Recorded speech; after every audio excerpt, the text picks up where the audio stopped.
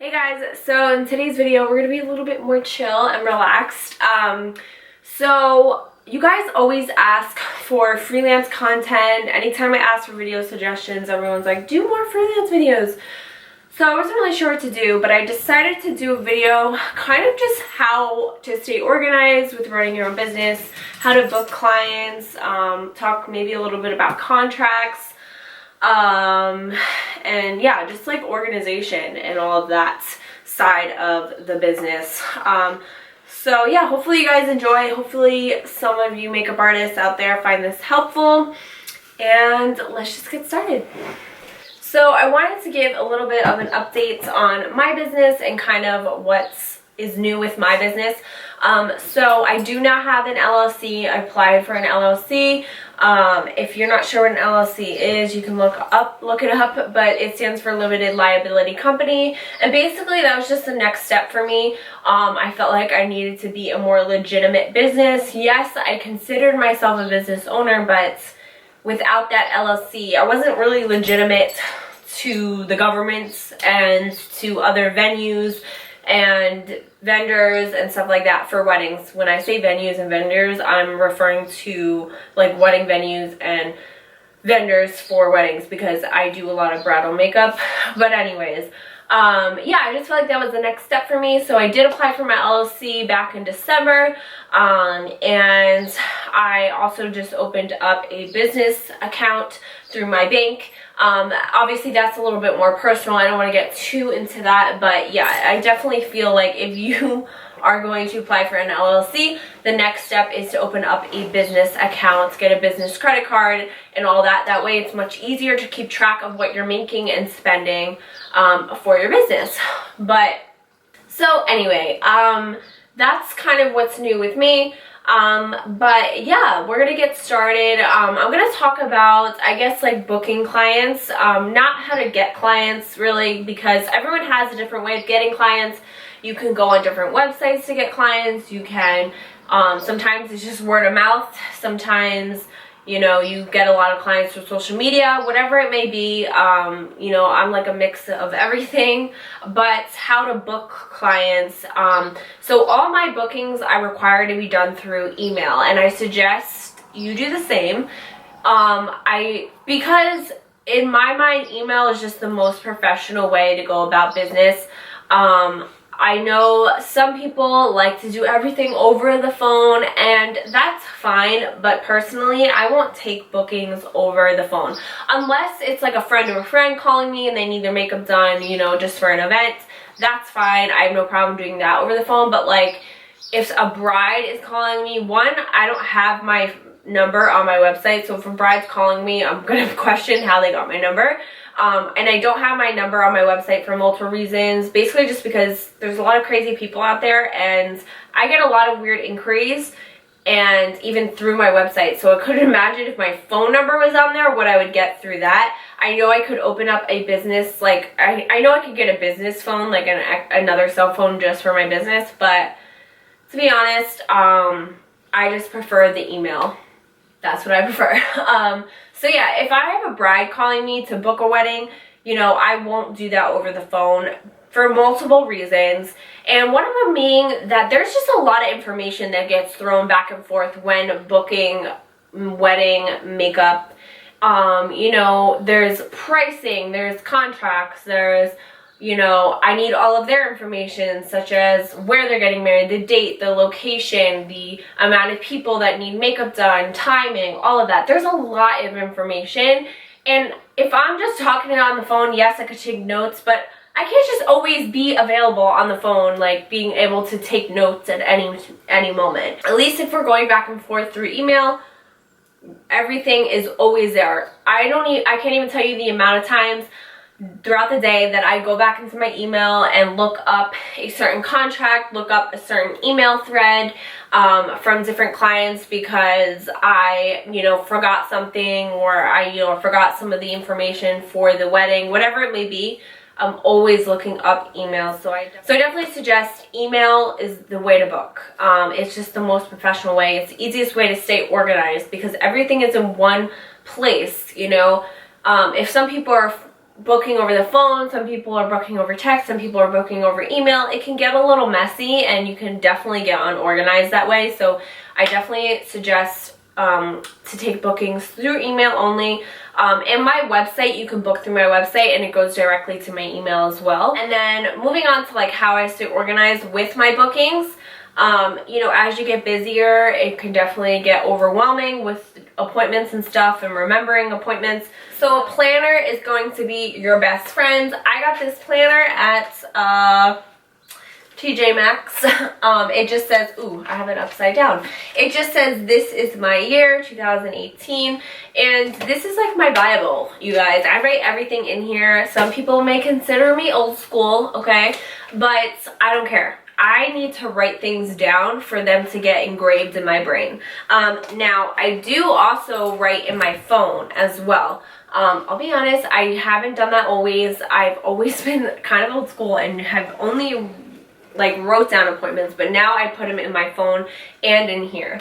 And obviously a planner is pretty self-explanatory. There's so many cute ones out there, and you know, different ones you could use, but basically, like, I'll just write in the calendar parts what days I have appointments, then I'll kind of go by week and write down appointments and times and all that.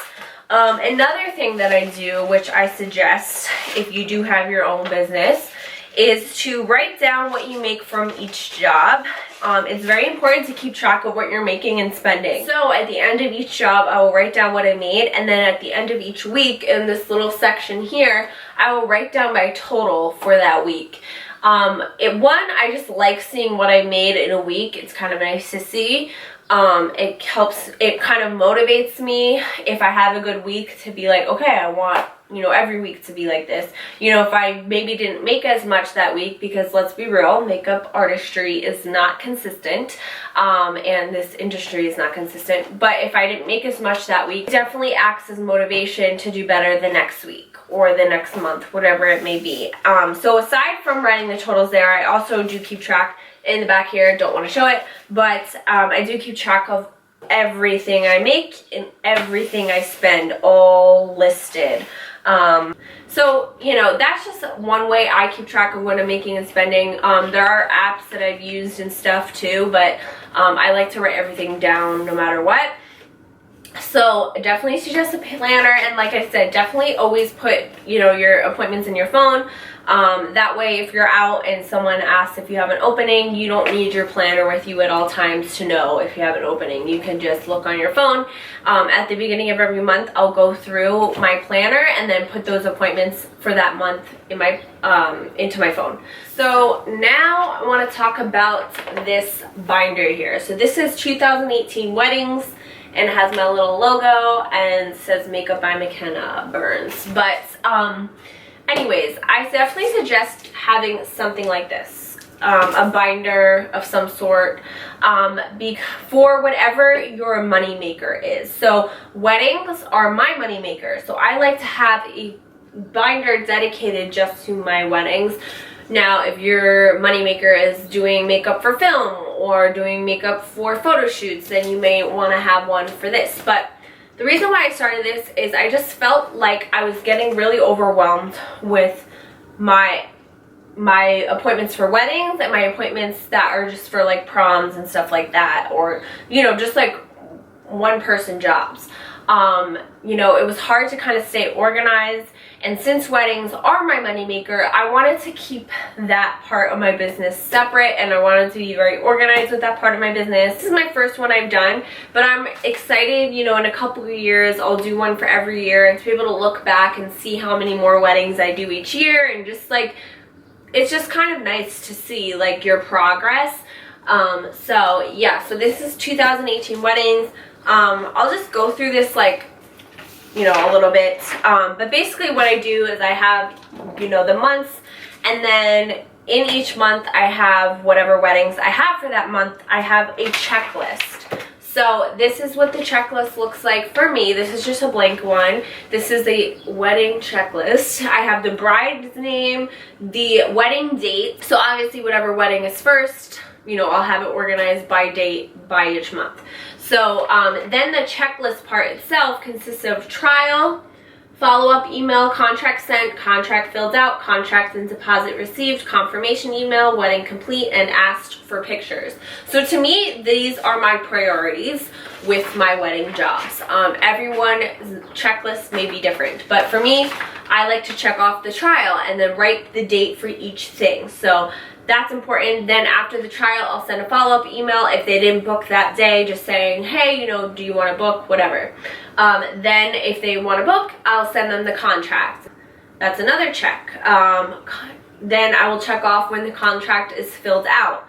Then I will check off when the contract and deposit is received. So I do require a deposit to hold dates. Strongly suggest you do as well. People can be very flaky, and it's a way of protecting yourself and your business and to guarantee that you're making at least some sort of money. If you're blocking off an entire day for a wedding, you know, because in most cases, I mean, sometimes you could do 2 weddings in a day, but with timing, it doesn't usually work out.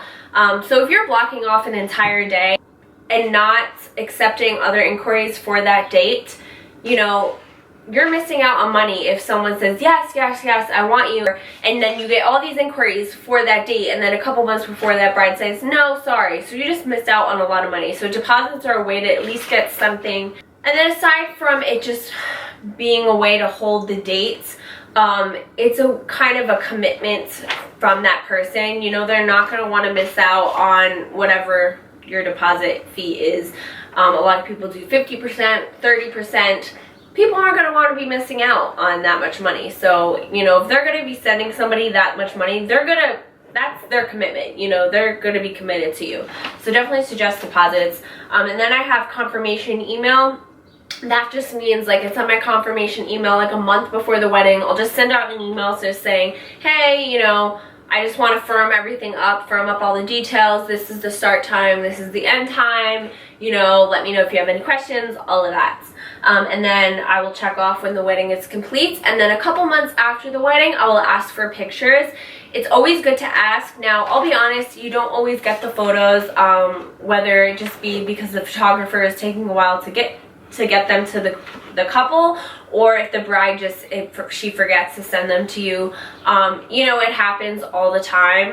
That's why it's really important to take pictures of your own work and to have a good quality camera, not just a cell phone, but an actual camera where you can showcase your own work. So yeah, it's just good to have a good quality camera so you can take pictures of your own work and upload those photos to your portfolio, and just take your own photos. You know, you don't need professional photos. Personally, I feel like unless they're photos of the bride getting ready, you can never really see the makeup. Like if it's just the bride and the groom, you don't really see the makeup. However, people do look for those professional photos in your portfolio. Some brides don't care, but there are brides that do look for that, because to them that's proof that you have, you know, done weddings. But yeah, it is good to always ask for photos. Like I said, you may not get them, but that's why it's important to take your own. But yeah, I always like to have a couple like really professional photos from a photographer on my website, just to say like, yeah, I've done weddings, you know, because when I take the photos myself, you can't always tell that it's a bride, because a lot of times they're still in their robe and stuff, or they're just in like a t-shirt. They're not in their dress yet, because I don't usually stay for that, because as it is, it's usually a long day. But yeah, anyways, I definitely suggest having a wedding checklist. And then after the checklist, I will have their contract in here.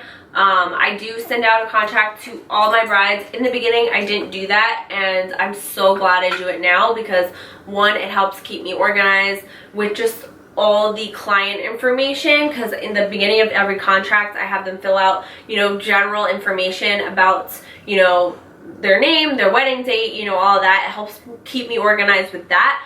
But also, you know, I can look back at every contract and say, okay, like you said, it was this amount of girls, like this is what I'm expecting, you know, all of that. So I definitely suggest having contracts. Every contract is different. Everybody has different priorities for their business. It's up to you to make a contract that works for you and your business.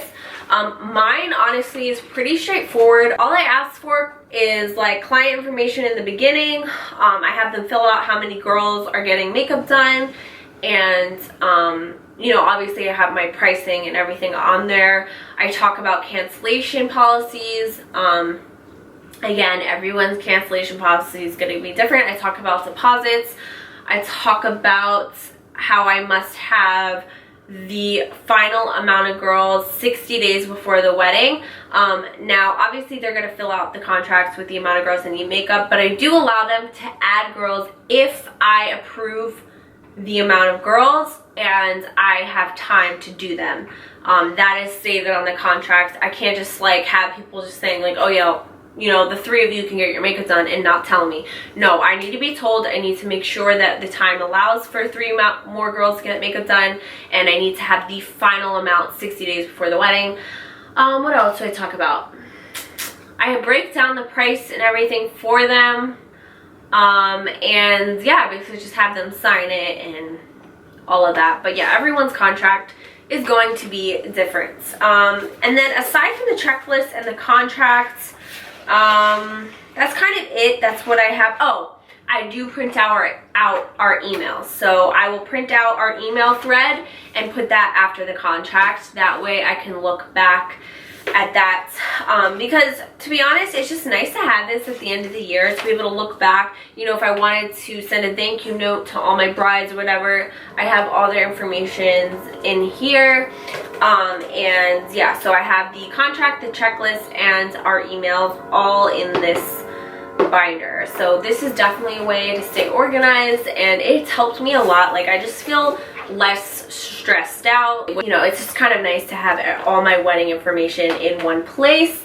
So I definitely suggest that. So yeah, you guys, that is basically it for how I stay organized, how I book appointments, and all of that. I know to some people this may be like no-brainer, but I just thought I would share that part of my business with you guys, because I know when you have your own business, things can be very overwhelming, and I know a lot of makeup artists start out at a young age, you know, 18, 17, so sometimes you don't know where to start, and you don't know about the business side of things, and it can be overwhelming. So I thought maybe I would just share some of my tips on how I stay organized, because like I said, it can be very overwhelming when you have your own business. I mean, I'm 24 years old. I went to college and I learned a lot about business, and I'm very thankful for that. But not everybody is in that position. A lot of girls start off doing this at a younger age, and it can be like overwhelming, and they love what they do, but the business side of things can get like a little unorganized, and sometimes people don't know where to start. So hopefully this was helpful. I will definitely be doing more freelance videos. I pop them in my channel, you know, every now and then. I don't want my whole channel to be freelance videos, but I do like to do them here and there because I know a lot of you guys do like them. But yeah, I hope you guys enjoyed this video. If you have any questions at all, definitely ask me in the comment section, and I will try and get back to all of you. But thank you so much for watching, and I'll see you next time. Bye.